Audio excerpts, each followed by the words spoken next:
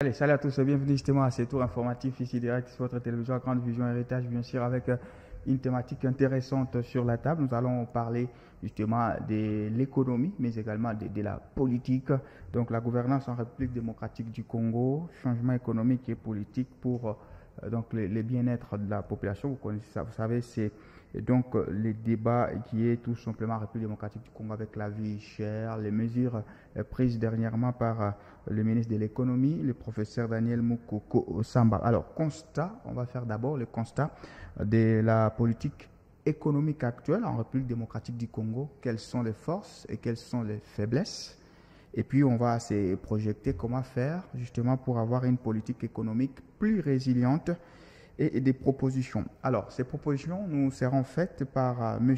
Mutundu Kalembe André, qui est donc chercheur en économie monétaire et analyste politique. Bonjour monsieur et bienvenue. Merci.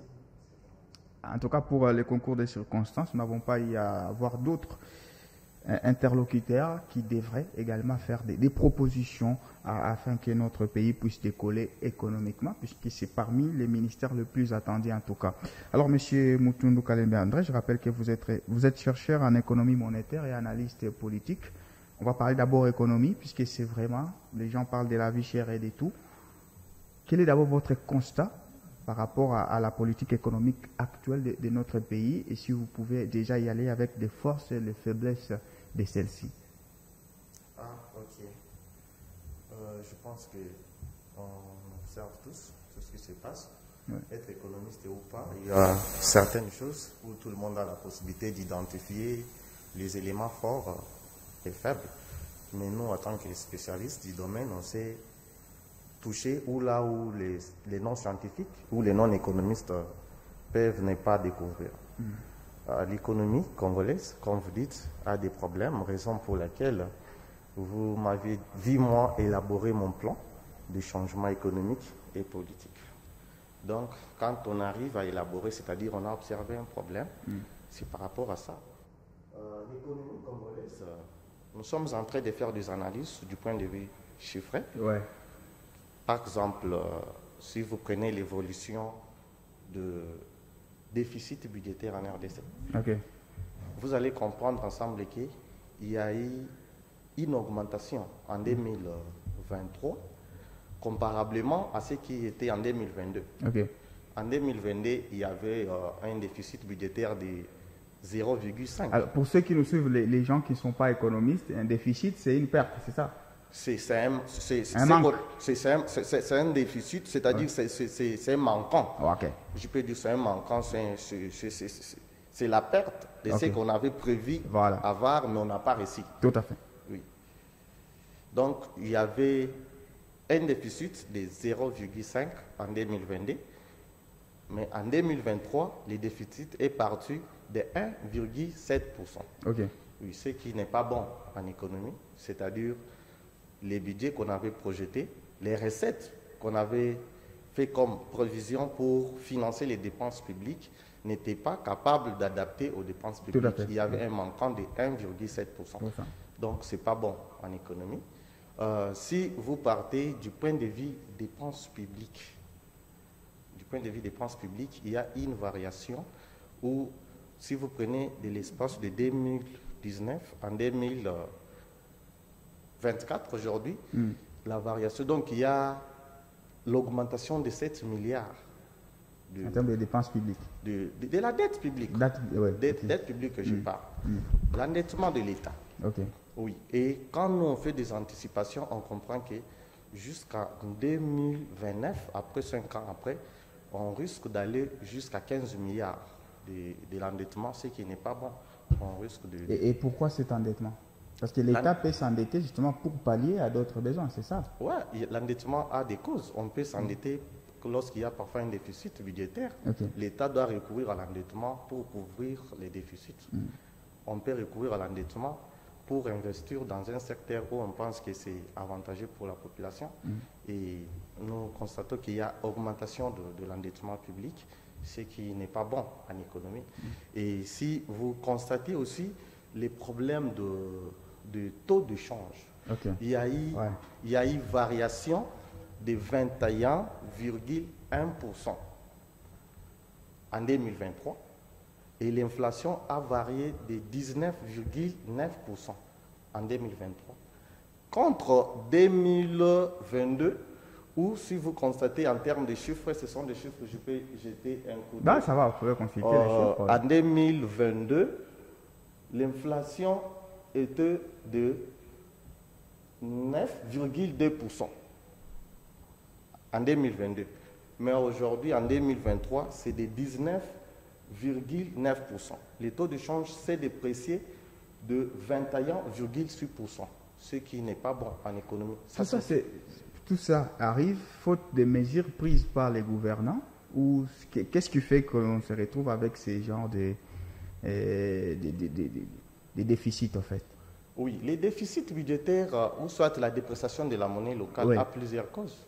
C'est l'inflation aussi, c'est une variation de prix des biens et services sur les marchés. Mais la dépréciation de la monnaie, c'est comparablement à la monnaie internationale, le dollar, que nous constatons qu'il y a une baisse du pouvoir d'achat de notre monnaie locale. Alors, ça peut causer plusieurs effets, mais il y a de ceux qui poussent que la monnaie arrive à cette santé, ce qui n'est pas bon. Par exemple, le système économique n'est pas bon. Nous devons revoir notre système économique. Il y a aussi un problème de la régulation des marchés de change par la Banque centrale qui n'a pas cette possibilité-là parce qu'on constate qu'il y a plus l'informel, communément appelé les cambistes, les marchés parallèles.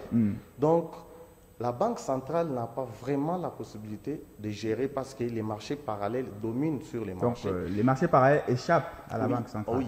D'où nous allons recommander les mesures, c'est par rapport aux causes.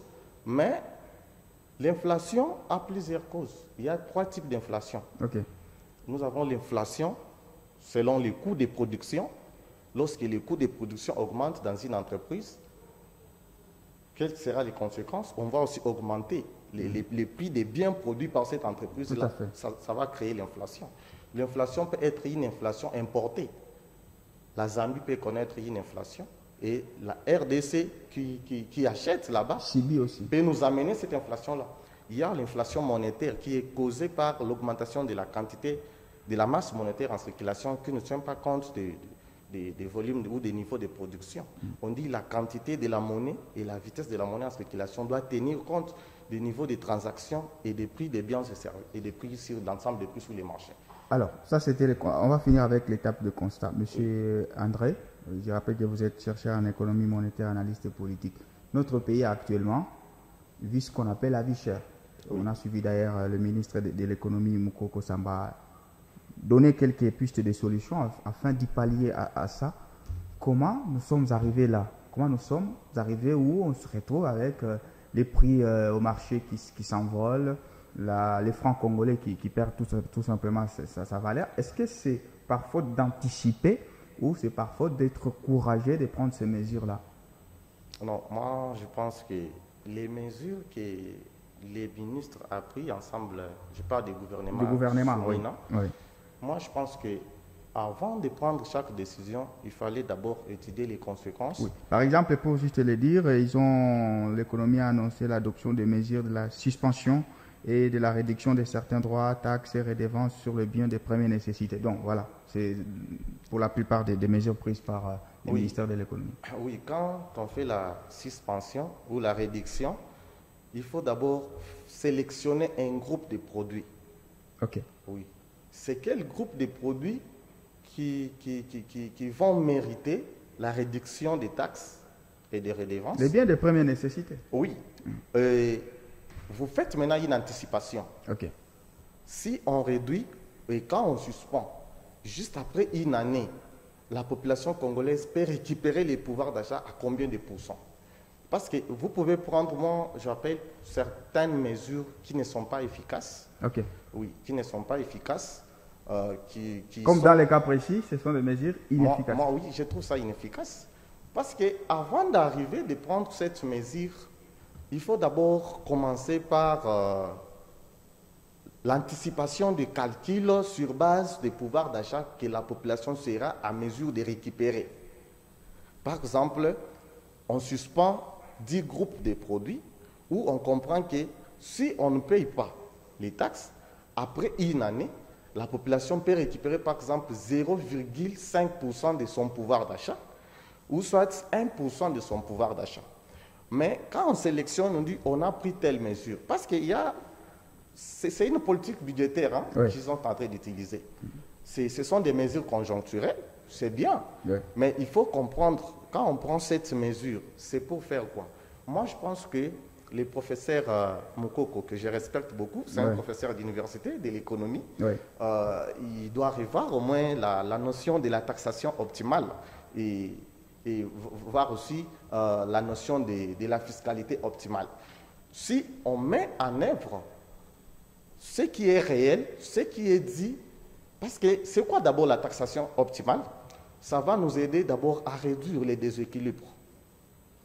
Et il y aura une taxation payée, donc la taxe certaine. Il n'y aura pas de taxes arbitraires, non. Oui, c'est ce qu'ils ont. Ils ont d'ailleurs dit qu'ils vont éliminer peut-être les barrières douanières qui sont illicites et tout. Ça fait partie de ce que vous parlez des taxations arbitraires. Et cette politique de la taxation fiscale doit aussi permettre en sorte que l'utilisation des ressources soit d'une manière efficiente. Okay. Oui, d'une manière efficiente, c'est possible. Parce que quand on est dans un pays où vous sentez qu'on tend d'abord vers les déficits, c'est ce qui signifie que nos dépenses publiques ne correspondent pas au niveau des recettes publiques. Oui. Et si on arrive aussi à prendre des décisions parfois brutales, où on ne tient pas compte d'anticipation, on risque d'aggraver certains chocs en économie. C'est ce que moi j'ai dit, avant de prendre une décision, il faut d'abord étudier les conséquences de la décision. Okay. L'avantage, c'est bien. Quand on prend la décision, c'est pour avantager les pouvoirs d'achat. C'est ça. C'est ça. Oui, c'est pour avantager les pouvoirs d'achat des ménages. Maintenant, dans une année de la suspension, à quel pourcentage la population congolaise doit récupérer? Donc, pour vous entendre, vous êtes dubitatif de l'efficacité des différentes mesures prises par les ministres. Ce ne sont pas des mesures efficaces parce que moi, je pense que les professeurs Mokoko, que je respecte beaucoup, doit aider les gouvernements soumis-là ensemble avec ceux qui sont là de travailler vraiment d'une manière efficace pour aider les pays d'aller en avant. Ça ne demande pas seulement ce que les Congolais disent, non, il faut la production. Non, on produit. Bien sûr, il y a certains mois où vous constatez que la balance commerciale a connu un comportement déficitaire. Oui. D'autres fois, a connu un comportement excédentaire. Donc, il y a des fluctuations comme ça. Mais il faut chercher comment résoudre les problèmes qui prendre des mesures qui sont comme les mesures en attendant. Ah, donc ça, c'est un peu des mesures juste pour pallier à l'urgence. Oui, vous savez, quand vous êtes malade, vaut mieux de guérir que de dire je prends d'abord les calmants. Les calmants. Moi, j'appelle ça les calmants. Ah, ok. Oui, ce sont les calmants. Oui. Mais nous encourageons madame de bien travailler parce qu'ils doivent quand même travailler sincèrement pour trouver solution au problème de la population congolaise. Alors, les mesures du ministre sont vaillamment critiquées, pas seulement par vous, ou remises en cause. En République démocratique du Congo, il y a ces problèmes d'alternatives. Nous, on critique, on ne propose pas. Alors, monsieur André Mutunuvu, qu'est-ce que vous proposez? Dans votre plan, par exemple, vous êtes chercheur en économie, qu'est-ce que les ministres devaient faire dans l'État ou dans le contexte précis pour relever notre économie et mettre fin à cette vie chère ou à cette inflation, selon vos termes techniques? Oui, moi je pense qu'avec mon plan que vous avez là sur vous, je vais parler du plan de changement politique, économique pour le bien-être de la population congolaise. La mise en œuvre, moi je dis si on met en œuvre mon plan, je pense que dans 6 mois, la population congolaise aura vraiment la réponse favorable. D'abord au problème qui est quotidien, parce qu'on peut avoir 10 problèmes. C'est comme en économie, on dit la loi comparative des besoins. Quand on a plusieurs besoins, on ne satisfait pas tous les besoins en même temps. Mais on sélectionne d'abord les besoins selon leur degré. On satisfait d'abord le premier besoin et le deuxième besoin. Alors, sur base de ce qu'on peut faire maintenant, moi je pense que... Quels sont d'abord nos besoins les plus urgents et les plus, on peut dire, primaires en fait à satisfaire? Oui, vous savez que la population congolaise souffre des problèmes de taux de change. Ça devient une maladie inguérissable, où tout le monde parle de taux de change, même les bébés qui sont nés aujourd'hui parlent de taux de change. Maintenant, il faut se poser cette question, par quelle mesure on peut résoudre ces problèmes de change? Oui. On commence par là d'abord. Oui. Alors, moi, je pense que les problèmes de change est trop facile si on prend vraiment les mesures adaptées aux réalités économiques congolaises. C'est justement renforcer d'abord les mesures qui peuvent accompagner. Il faut d'abord les renforcements des mesures. Par exemple, il y a les codes miniers.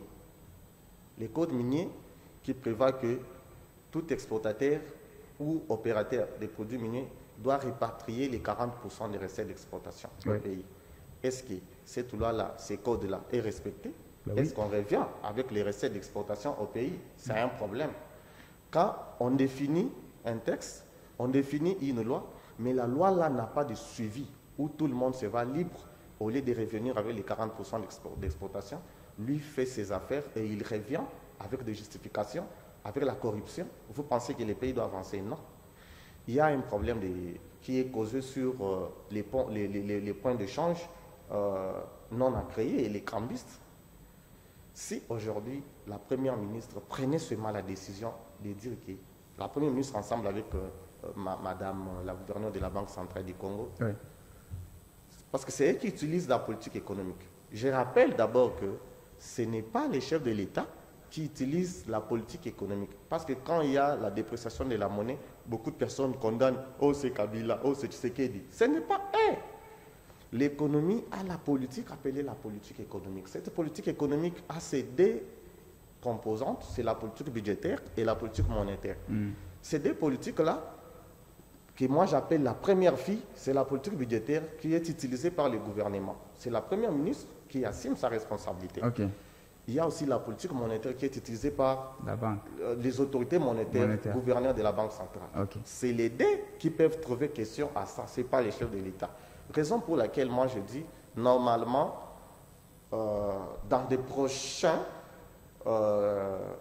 gouvernements, il faut qu'on tienne un peu compte de plusieurs aspects pour qu'on avance dans la nomination des animateurs. Oui, je vais arriver à ce niveau, mais je parle d'abord des taux de change. Si on prenait les deux madames, prendre une décision commune, ensemble avec les ministres des Finances, nous ne voulons pas voir un point de change non agréé au pays. Pourquoi on ne veut pas un point de change non agréé? Moi, j'ai compris que les problèmes des dollars, c'est d'abord un problème d'identification des causes. Quelles sont les causes qui font que la monnaie congolaise perd sa valeur? Il y a plusieurs causes. Il y a d'abord l'autorisation des transactions économiques avec la monnaie internationale au pays, qui est partout, même sous les loyers. Ça va. Ceux qui payent les loyers payent en dollars. Les garanties des maisons en dollars. Qu'est-ce qui fait que la monnaie congolaise... Même à l'école, souvent aussi. Qu'est-ce qui fait que la monnaie congolaise perd sa valeur? La monnaie congolaise perd sa valeur parce que la demande de la devise étrangère est très élevée. Maintenant, ce que les gouvernements congolais ou les autorités congolaises peuvent faire, c'est de chercher d'abord réduire la demande des dollars américains sur le sol congolais. Comment réduire les besoins des dollars sur le sol congolais? Il faut barrer les robinets des demandes. Tout à fait. Par exemple, on ne veut pas fixer les loyers des maisons en francs et en dollars. Pas de garantie des maisons en dollars. Pas de paiement des frais scolaires, des titres en dollars. Pas de paiement des salaires en dollars. Donc, dans tous les marchés congolais, il y aura même vente de maisons, parcelles. La fixation des prix sera en dollars et en francs congolais. Lorsque tout est fixé en francs congolais, aucun Congolais n'aura besoin de détenir les dollars. Et dès, nous ne voulons pas voir un point de change non agréé. Madame la gouverneure de la Banque centrale doit travailler ensemble avec les institutions financières des banques commerciales en créant les points de change officiels. Chaque institution financière doit avoir au moins son point de change officiel qui sera juste là pour changer des francs congolais avec les dollars. Et tout Congolais qui aura besoin des dollars pour aller effectuer ses transactions à l'extérieur du pays doit recourir dans ces points de vente-là, ou soit dans sa banque où elle travaille, pour avoir des dollars. Pourquoi on a des dollars? On a besoin des dollars pour couvrir les importations. Parce que quand on part faire les importations à l'extérieur, on a besoin de la monnaie des références, la monnaie qui est acceptée à l'extérieur. Mais comment expliquer, même ceux qui font des transactions ici, au pays, ils ont toujours besoin des dollars. Moi, je pense que c'est d'abord réduire les besoins des dollars au pays. Pas de loyer, pas de minerval, pas de salaire, pas de ventes, maisons, véhicules en dollars. Ça sera en francs congolais. Là, d'abord, le besoin des dollars est réduit. Et on aura besoin des dollars qui est pour les importations. Lorsqu'on veut un commerçant, ou soit ceux qui ont besoin des matières premières qui viennent de l'extérieur pour produire à l'intérieur du pays, ils peuvent avoir besoin des dollars, mais au cas où ils ont besoin des dollars, ils vont recourir au point d'échange officiel, ou soit dans leur banque habituelle, pour avoir au moins des dollars et effectuer leurs transactions. C'est ce qui peut se passer dans des économies organisées. Voilà. Mais nous avons une économie désordonnée, où tout le monde se réveille le matin, il a son point. Il y a certaines mesures dans ce sens qui sont prises par la gouvernance. Mais la mesure, il faut maintenant les appliquer. La mesure n'est pas... Vous savez, le problème de notre pays, c'est quoi? On prend une mesure qui est louable, mais la mesure n'a pas de suivi. S'il y a un comité où on prend une décision, mais il y a des suivis de ces mesures-là, il n'y aura pas de tout ce qu'on parle ici, des problèmes de change. Moi, je vous assure que la mise en œuvre de mon plan, comme j'ai élaboré, j'ai énuméré, il faut d'abord réduire les besoins des dollars sur les sols congolais et donner possibilité à notre monnaie locale. Même celui qui ira vendre ses marchandises à l'extérieur du pays et qui reviendra au pays aura toujours besoin de francs congolais pour effectuer ces transactions parce qu'il n'y aura pas besoin d'acheter un truc avec dollars. Et deuxième des choses, moi j'ai proposé qu'il y ait une proposition de la loi à l'Assemblée nationale parce que on ne peut pas seulement taxer des codes, on ne peut pas penser des miniers. Il y a même ceux qui produisent les cafés, les produits. Ouais, parce que quand vous avez parlé des mines, ça ne concerne qu'une partie des provinces, alors qu'il y a d'autres provinces. Mais ça concerne, c'est ce qui est du point de vue minier. On parle des codes miniers. Ouais. Moi, je pense qu'il faut qu'il y ait aussi une loi qui consiste que tout exportateur d'autres produits non miniers, que tout exportateur revienne avec les 30% d'exportation au pays. Même si celui-là part vendre pour acheter encore des matières premières à l'extérieur, mais qu'il nous amène au moins les 30%. C'est pour renforcer les réserves de change à la Banque centrale, c'est pour aider la Banque centrale à avoir les réserves de change très élevées, capables d'intervenir sur les marchés de change, mais aussi à couvrir les importations. Je pense que si on part avec cette mesure de réduction de la demande des dollars sur les marchés congolais, on résout le problème des taux d'échange. Les problèmes des taux d'échange. Oui. Il y a aussi les problèmes d'organisation économique. J'avais parlé une fois de la réforme économique, qui est juste une modification des modes de fonctionnement du système économique. Ça, ce sont des projets à long terme.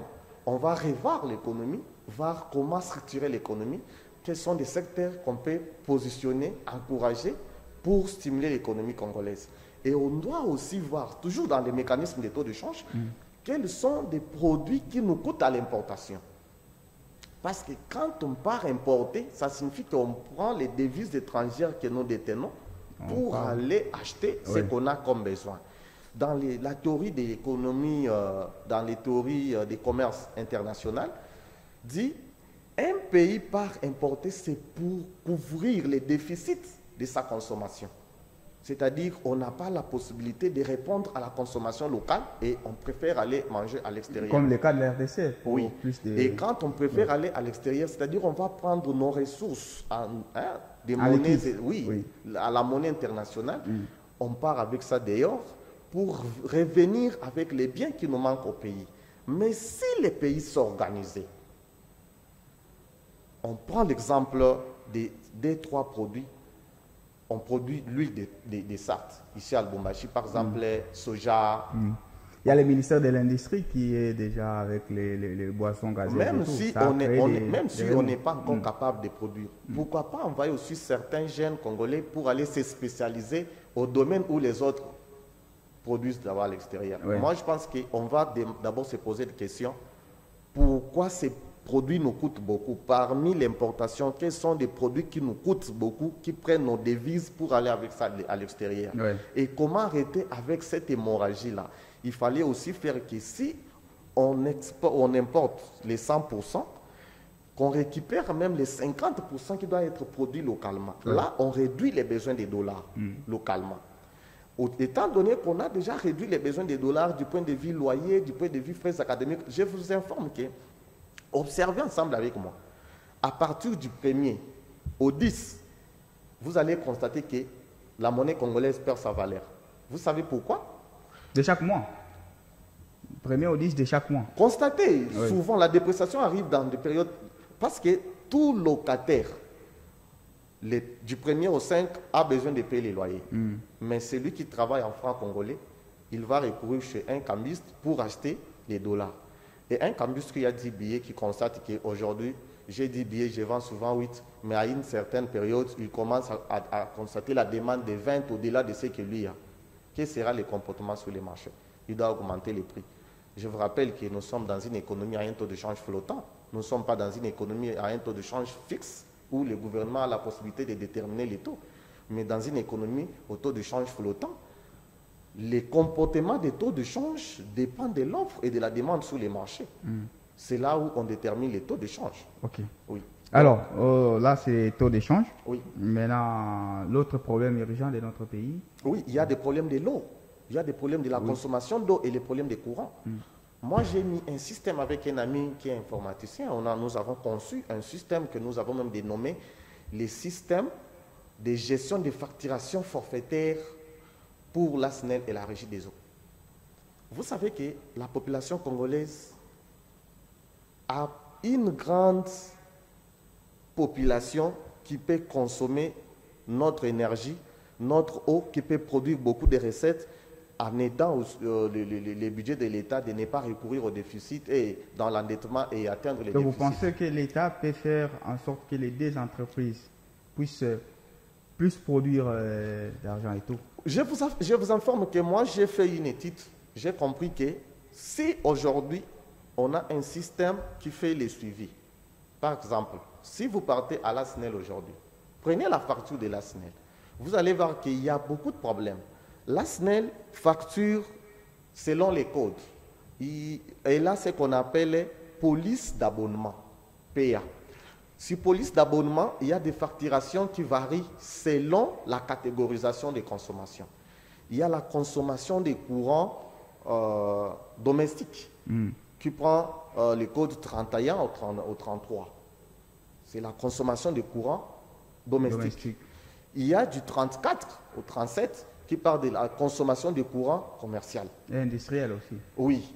Alors, si vous voyez, la population à 75% n'a pas de compteur pour savoir combien de kilowatts la population a consommé, telle a consommé. Et quand on n'a pas ça, il y a un problème de ne pas identifier aussi le nombre de coupures qu'un quartier a connu durant les mois. Il y a un problème de numérotation des cabines électriques. On ne sait pas tel abonné est dans quelle cabine. Si vous prenez des factures... Mais ce sont des choses qui se connaissent. Non, si vous prenez... Quand il facture et qu'un agent... S'il vous plaît, quand un agent de la région de la SNEL toque à la porte, forcément, il a été... Non, je dis sur base des factures. Ouais. Normalement, on doit voir cabine numéro 5. Mais vous allez voir plusieurs fiches et puis vous allez voir numéro de cabinet 000. Et ça fait perdre l'argent à l'État. Non, je vais vous amener. Oui, je vais vous amener. Et lorsque la population a constaté que d'abord, il y a un problème de rupture des courants où il n'y a pas de suivi, donc je peux dire quoi? Une grande partie de la population a connu un découragement. Beaucoup des abonnés, ce sont des abonnés. Quand il y a une grande partie de la population qui s'était désabonnée, ils préfèrent des courants, des moteurs électrogènes, des panneaux solaires. Là, ça signifie que la SNEL a perdu une grande partie des consommateurs qui sera aussi justifiée par la baisse de ces recettes réalisées. Oui. Or, si la SNEL prenait à mesure de rendre un courant efficace et de qualité. Un courant qui atteint 220 volts. Pas de courant des 90, des 60. Et vous allez voir que la population est d'ici, il commence à désabonner du jour au jour. Le nombre des abonnés devient inférieur. Les recettes commencent à baisser au moment où l'État lui-même a des institutions capables d'assurer beaucoup de recettes et financer des dépenses publiques sans recourir à l'endettement. Mais comme il n'y a pas l'organisation à l'intérieur, et moi c'est d'ailleurs ce qui m'étonne. Et qu'est-ce qu'il faut maintenant faire pour rendre ces deux entreprises étatiques plus résilientes et efficaces? D'abord, le changement d'homme. Quand on reconduit les mêmes personnes au même poste, c'est-à-dire on ne veut pas le changement. La population attend les nominations. Quand une ordonnance présidentielle sort, on constate que c'est des personnes qui étaient hier, qui sont encore revenues. Des personnes qui n'ont pas fait quelque chose, qui sont encore revenues. Quel sera le raisonnement de la population? Désespéré, on ne va rien espérer. Donc, nous, pour faire, il faut d'abord changer l'homme qui gère. Les institutions sont là. Mais ce qui donne la mauvaise image des institutions, ce sont des hommes qui gèrent des institutions. Si on change les hommes, à 80%, il y aura les changements. Il y aura maintenant un problème d'expérience, parce que si on met quand même des nouveaux, ça va poser ce problème. Il n'y a pas un problème d'expérience. Mm. Je pense que vous et moi, je ne suis pas venu faire la publicité de quelqu'un ici, mais je parle quand même en passant. Vous voyez la manière dont le ministre de la Justice travaille. Oui. Il est venu pour sa première fois. Constant Moutamba. Oui. Il travaille bien. On sent qu'il y a de l'énergie en lui. Oui, c'est vrai. On sent qu'il a l'engagement, il a la volonté de travailler parce qu'il avait des visions.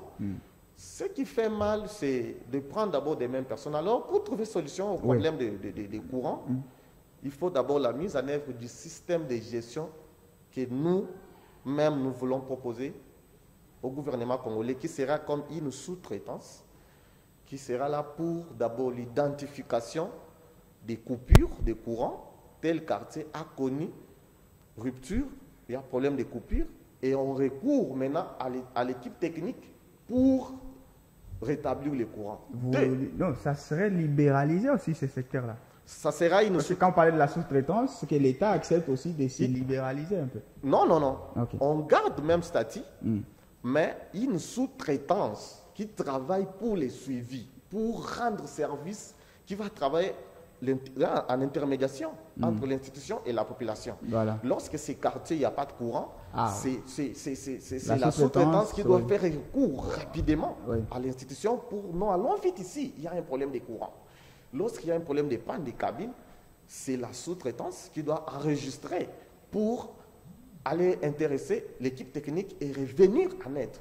Je vous demande, vous êtes ensemble avec moi, appelez un agent de la SNEL et demande-lui, dans tel quartier, vous pouvez nous donner le nombre de ruptures de courant qu'a connu les quartiers durant les mois. Il ne peut jamais vous fournir. D'abord, l'équipe technique et statistique de la SNEL n'a pas des informations réelles. Parce que notre système que nous voulons, que ce soit un système qui doit travailler même en interdépendance avec les services des statistiques, commencera à fournir des informations. Parce que si vous prenez des factures, la SNEL facture, il y a des calculs sans consommation et des factures, des calculs avec consommation. Des calculs sans consommation ne tiennent pas compte des nombres de kilowatts consommés. C'est-à-dire que ce sont des facturations imaginaires forfaitaires où celui qui est dans la catégorie des polices d'abonnement du 30, du 31 au 33 qui justifie la consommation électrique et domestique peut se retrouver à la facturation de la consommation commerciale parce qu'on facture d'une manière forfaitaire, d'une manière aléatoire. Okay. Ça, c'est un problème. Rapidement, comme ça, on va parler du changement politique. Oui. Il nous reste 10 minutes. Oui, il y a aussi un problème de l'équipe technique. Il faut une équipe technique capable, non des jeunes des quartiers, vous laissez la clé aux jeunes des quartiers qui ne savent pas quoi faire, vous comprendrez qu'il n'y aura rien de changement. Si on veut le changement, Il faut changer les hommes, les animateurs, pour voir comment les choses peuvent varier d'une manière positive. Alors, ce qui nous amène à parler maintenant des changements politiques, puisque au-delà de tout, c'est l'homme qui gère, au-delà des institutions. Dans les réflexions de certains jeunes, dont vous en faites partie, vous militez également au changement politique pour qu'il y ait une bonne politique et le bien-être de la population. De quel changement politique vous voulez, Monsieur André Mutunda Kalem? Oui, merci. Moi, dans mon plan, il y a quelque part où j'ai parlé du changement politique. Dans les changements politiques, j'ai un point que j'ai énuméré, les critères d'éligibilité pour avoir l'accès aux fonctions publiques. Il y a des critères. Avant que tu sois reconduit, tout mandataire public, ministre, gouverneur, après son mandat, doit passer à l'Assemblée nationale, défendre ses actions. Il y a certains qui sont élus, dont les gouverneurs, et les mandataires, ils sont nommés. Donc, la manière d'accéder à chacun à sa fonction est différente. Non. Moi, j'ai dit ceci. On change tout. Tout ce qui assume des responsabilités publiques, Okay. Gouverneur, ministre, mandataire public, tout le monde, Oui. je préfère qu'il Le gouverneur, lui, il est entendu par les gouvernements provinciaux. Il défend son programme. Il défend son programme, Oui. son programme, pardon. Oui. Mais il y aura ce qu'on appelle les contrôles nationaux. Okay. Le contrôle national sera basé à l'Assemblée nationale. Si tu finis à travailler à la fin de ton mandat, tu dois devant l'Assemblée nationale, tu présentes tes actions. Moi, j'ai trouvé l'entreprise à tel niveau. Voilà ce que moi j'ai ajouté. L'entreprise réalisait 5 millions de francs congolais par mois. Moi, j'ai amené de 5 millions à 10 millions. J'ai trouvé, il y avait autant de matricules pour les fonctions publiques, mais moi, j'ai amené, par exemple, de 10 millions à 15 millions. On voit des avancées significatives. La personne là, et ils seront cotés. Tous les hommes qui vont passer à ces postes. Donc, c'est l'Assemblée nationale maintenant qui cote. Oui, il y aura une commission à l'Assemblée nationale, commission d'évaluation des mandats. La commission là doit juste évaluer les mandats de tout le monde. Si tu fais moins de 20%, tu ne peux pas avoir encore la chance d'être reconduit. Mais quand vous voyez beaucoup de personnes être reconduites, qui pensent que ça devient de la petite, faire ou pas, j'aurai toujours la chance d'être reconduit. Je vous assure que quand on ne change pas de nouveaux visages, quand on veut revenir aux mêmes personnes, on ne veut pas le changement. Deuxième des choses, j'ai proposé la création d'une institution nationale intitulée le Conseil national d'État congolais. Le Conseil national d'État congolais... C'est vrai, les conseils d'État existent déjà. Les conseils d'État existent. Ouais, mais moi, je préfère qu'il y ait une création d'une institution appelée Conseil national d'État congolais où, selon nos projections, nous avons jugé qu'il faut qu'il y ait 60 membres à l'intérieur. Pourquoi les 60 membres? La société civile doit recommander 26 membres, dont par province un membre. C'est pour d'abord avoir un contrôle efficace au sein des institutions. Le Conseil national d'État congolais aura pour objectif contrôler, et c'est par rapport à ça que j'ai parlé, soit de la suppression des Sénats, soit des réformes.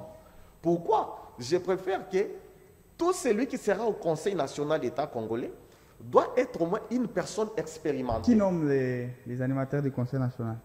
Moi j'ai ma vision à moi par rapport à ce que moi j'ai pensé. Oui, c'est votre programme. Oui, c'est par rapport à mon programme. Oui. J'ai préféré que les conseils, dans l'institution des conseils nationaux d'État congolais, que les conseillers là soient nommés par l'ordonnance présidentielle. Donc c'est le président qui nomme. Oui, même la société civile doit présenter les noms auprès du président de la République qui doit rendre publique la nomination par son ordonnance. La Sénat, pour moi, ça sera éliminé. Pourquoi? La Sénat, c'est une institution où on dit, après l'Assemblée nationale qui fait la première lecture, la seconde lecture. Le Sénat fait les secondes lectures. Oui. Et le Sénat est réservé aux sages, aux expérimentés. Mais aujourd'hui, vous allez voir que même un commerçant qui n'a jamais été ni politicien, ni mandataire, parce qu'il a de l'argent, il donne aux députés provinciaux, il devient sénateur sans expérience. Est-ce que vous pensez que les institutions de l'État fonctionnent? Non. Raison pour laquelle moi donc, je préfère... on supprime les Sénats, on met en place les conseils national d'État congolais. Et qui fait quoi maintenant? Ce conseil national-là doit jouer les rôles du Sénat, c'est-à-dire quoi? La nomination reviendra au chef de l'État, il n'y aura pas des élections là-bas. Mais dans ce cas, on renforce juste, on réforme juste le Sénat. Parce que si le conseil viendra oui, j'ai parlé de la suppression. Oui. Si on fait les réformes, ça reste. Oui. Si par exemple, on veut faire d'une manière générale, mais si la réforme doit passer seulement par le Sénat, c'est-à-dire on donne des critères qui peuvent avoir l'accès au Sénat, qui ne peut pas avoir l'accès au Sénat. Ça, c'est un problème. Deuxième problème, si on veut annuler ou supprimer le Sénat, les 60 personnes-là doivent provenir d'où? C'est la société civile qui doit nous donner 26. Et les restes, la majorité et l'opposition répartissent les restes des postes. Comment on va engager cette institution? Si un ministre d'État veut présenter son projet à l'Assemblée nationale, si l'Assemblée nationale finit première lecture et ça passe là-bas, qui sera constitué des expérimentés sur base de leur domaine différent. Oui. Donc par rapport à ça que moi j'ai proposé, soit la réforme au Sénat, soit la création, mais on supprime. Pourquoi? C'est aussi pour aider à minimiser les dépenses publiques et aider à certains secteurs d'avoir les moyens d'avancer. Merci à vous, M. Moutoundou Kalembe André. On va finir notre numéro d'ici direct avec la séance carton.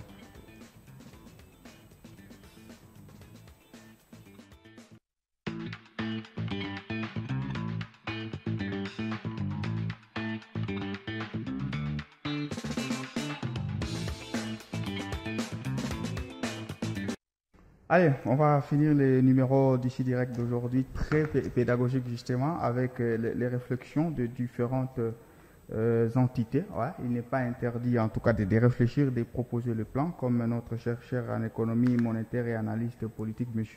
Moutoundou Kalembe André. Alors, on va finir d'abord pour aujourd'hui avec un carton que vous pouvez adresser. Vous connaissez les règles du jeu, je vous ai expliqué, les rouges, le vert et les jaunes. Oui. Vous choisissez un seul carton et vous l'adressez à une personnalité. Allez, c'est à vous. Si je choisis, je peux taxer les gouvernements provinciaux, nationaux. Non, vous choisissez, n'importe. C'est mal l'individu. Ou les gouvernements, oui. Là, c'est maintenant l'équipe, oui. Oui, moi, j'ai choisi les cartons jaunes. Les jaunes, donc l'avertissement. Oui. À qui? Aux autorités. Ok. Qui nomment que si elles veulent le changement, il fallait nommer des personnes capables de rendre un bon service à la population congolaise, non pour satisfaire les regroupements politiques. Même quand on satisfait les regroupements politiques, chaque regroupement politique a des personnes expérimentées, a des personnes capables de rendre un bon service à la population. Quand on voit que quelqu'un n'a pas bien travaillé pour son premier mandat, à quoi sert de ramener la même personne là qui n'a pas un bon résultat? Donc il faut privilégier la compétence. Il faut privilégier la compétence, il faut privilégier l'expérience. Il fallait aussi privilégier les nouveaux visages qui ont des ambitions, parce que la personne qui n'a pas encore joué, quand elle vient pour la première fois, a de l'énergie. Mais la personne qui est habituée à tout moment, moi avec les coachs, on coopère bien, même s'il y a des erreurs, on va causer en privé, je serai répondu. Elle n'aura pas vraiment l'engagement pour donner un bon résultat. Merci à vous, M. Moutoundou Kalembe André. Je rappelle que vous êtes chercheur en économie monétaire et analyste politique. Merci. C'est moi qui vous remercie. Alors, dans 5 minutes, ma montre ses enfants, vous allez suivre la grande édition du journal. Il sera 18h à Kinshasa, 19h si vous nous suivez depuis Bukavu. Nous sommes au site Kivu. Merci de nous avoir suivis. Restez qui sur nos programmes et au revoir.